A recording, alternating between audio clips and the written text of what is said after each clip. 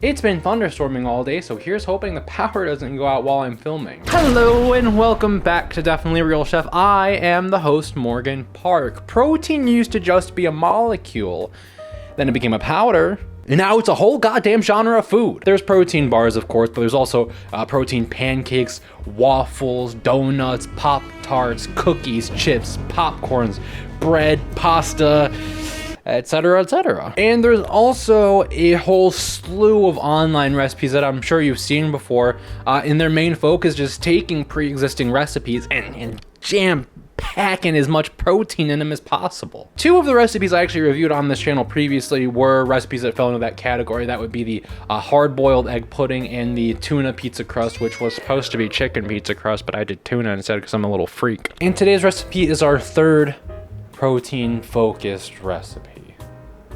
Listen, it's not like I want to be the protein recipe review guy. I don't want to be that, but I do want to be the review guy with recipes that'll grab your attention that I can get a good thumbnail out of.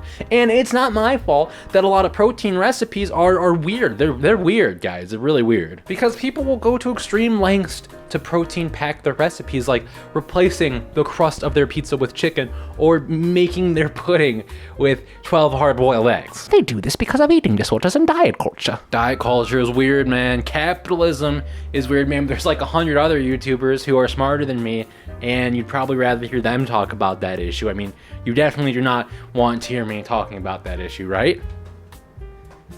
Right? Okay, well the thing is, see, diet culture made everyone believe that What's wrong, dude? My favorite YouTuber getting all political out of nowhere. I hate that. Yeah. What you got there? Oh, this? It's from a new company I launched. We make donuts that are only 5 calories but pack 1 million grams of protein. Wow, so it's like healthier than a normal donut, but it still tastes like a donut? I mean, legally, I can't say it's healthier for you because, you know, health is just so subjective. And objectively, they're terrible for you. I honestly have no idea what we make these out of, but I can objectively tell you and legally guarantee you that this is less calories than an average donut and higher protein. And taste-wise, I would say it has hints of donut. Well, I mean, no one's ever told me anything bad about products like these, so I'll take 12. Sorry for going on that little rant there. I normally wouldn't talk about a topic I am so unbelievably uneducated on, but it's important to me that I draw views to my video.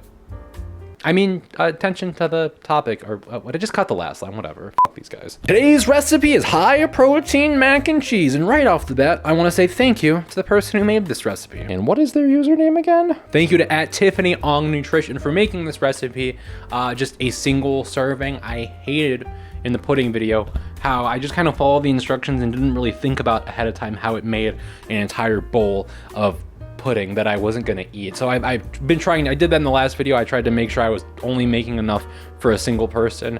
And this time I don't have to worry about it, which is awesome. I love that. I'm gonna say something that may sound a little bit funny, but I mean it with full sincerity. I only personally got into cottage cheese about a month ago. And although I like it, it still confuses me a little bit. I'm still not 100% sure what I'm supposed to be doing with the product. Huh? This recipe calls for me to blend it into a liquid, which feels odd. But I only fucking got into cottage cheese a month ago, so what the hell do I know? I can only imagine what it would be like to be like the roommate of the person blending cottage cheese and like walking in on that the first time. Hey man, what's going on in here? I'm turning cottage cheese to a liquid. Oh god. That's enough jokes. Our ingredients are 1 serving protein pasta, a ½ cup low-fat cottage cheese, 1 Kraft single, and 1/4 cup part skim shredded cheese blend. Our directions today are quite simple, so I'm gonna try to keep this as brief as possible. First, we're gonna fill our pot with water and bring it to a boil. Then once it is boiling, we're gonna drop our pasta in the water. I've never actually had protein pasta before. The closest I got was this time I accidentally had whole wheat pasta, which isn't very close, I realized, but I thought I'd bring it up. While our pasta is cooking, we can go ahead and blend up our cottage cheese. If you have an immersion blender, I would recommend using that, but a regular old blender I think would probably work just fine. Once your pasta is cooked, turn the heat down on the stove, Drain your pasta, then combine the 3 different cheeses in the warm pot and make sure the 2 non-liquid cheeses melt fully.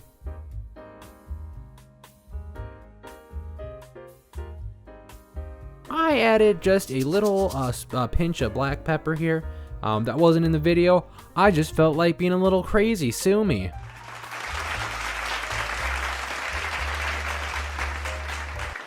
Ta-da! Oh shit, I need thumbnail images. All right, so the pasta's all done here. Now, initial thoughts right off the bat. The cheese did fully melt in the pot, but it is thickening very quickly. I wrote this in my notes while I was cooking it. The smell and the look of the cheese melted together. It's definitely giving a little bit of Velveeta. I'm not here to make any judgments about Velveeta right now, but you know, you make your own judgments at home about Velveeta and apply them to this maybe. That being said, I'm still gonna give it a fair shake anyways, regardless of how I feel about Velveeta cheese. So let's dig in. God bless America.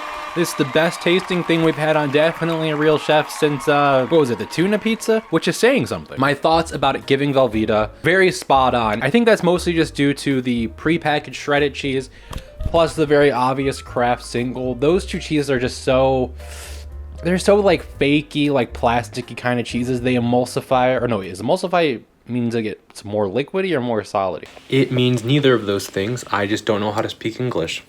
Those types of cheese solidify really fast. They're not great at melting, really, which I think that's where the cottage cheese comes into play. Thinking about it, the liquefying of the cottage cheese ahead of time probably helps this whole recipe comes together. Taste wise, it also has that Velveeta taste. It has a definite like Kraft single taste to it. The cottage cheese taste doesn't really come through that much at all. A little bit on the aftertaste, but it's not where you're really just getting the savory bits of the cottage cheese, so it's not odd at all. I'm gonna give that taste wise a 7.4 out of 10. Just slightly above average, especially considering the fact that this is like a healthier. I had a whole bit about how this isn't healthier. A more protein packed version. If you're trying to get swole, want to mog on some bitches, eat this. Easiness to make. It's a little difficult to say. This is more difficult than boxed mac and cheese. And I would personally say it's about on par taste-wise with those. It is a little bit different and has some differentiating factors, but just purely on taste-wise, it's about on par with those. I'm gonna give this a 6.5 out of 10, just a little bit below average, because 7 is average, don't get it twisted. That being said, thank you so much. I finally freaking stuck to my promise about eating something that tastes good. Whether or not I knew it ahead of time is a whole nother story, but like, subscribe, comment, Patreon ad read now. Wow. I want to give a huge thank you to all my Patreon supporters for keeping the channel going. Maddie Online, Dakota, Nolan, Minecraft Stever, Monty, Zachary Braun, Starfly, Abby Boyd, Holland, and Nick. I want to give a big juicy thank you kiss to Nick because I forgot to add his name on the end of the last video, even though he was subscribed to the last video. So he's getting a little extra special shout out because I feel immense guilt. That's the only reason. Just immense guilt that I was called out too, not because it was wrong, only because I was caught. So thank you. If you want to potentially be the cause of my immense guilt next month, subscribe to my Patreon with the link in my description below. Only $1 a month. Get your name on the end credits. It's really just a show of support. Every once in a while I'll upload something funny and exclusive on the Patreon, but it's not too often. It's really just to show your support for the channel. Thank you. Bye bye.